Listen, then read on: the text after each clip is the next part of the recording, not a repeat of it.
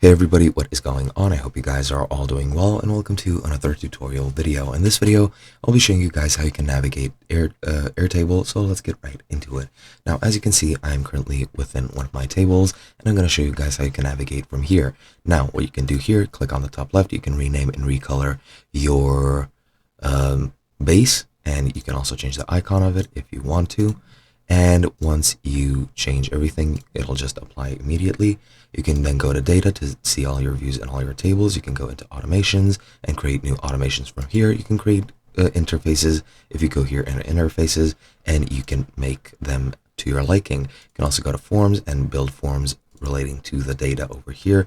And once you build a form, you can share it, and whenever somebody fills it up, you will be able to, well, add that info here directly. You can also go here to the top right to click this to see the history, undo and redo, view snapshots. You can go to help to see, well, help for a lot of different things.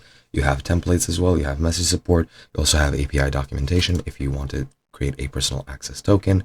You can also share this by clicking share, and you can go to the top right here to get your account menu.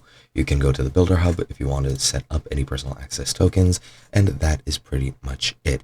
Now here, as you can see, you can view the tables if you wish. If you press here, you can create a new table. If you press here, you can find a table if you have a filled list so that you don't have to, manually search.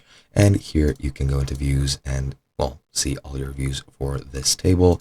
You can select the collaborative view or locked view. You can set up the privileges over here. You can rename the view. You can duplicate the view, do whatever you want. You can hide fields or show them if you want to. You also have filters, groups, and you can sort the fields as well. You can also color fields if you want. You can add conditional coloring, and you can select the row height like so. And you can also share and sync with other tables and other bases. And that's basically it. Hope you guys enjoyed, and I'll be seeing you guys in another video.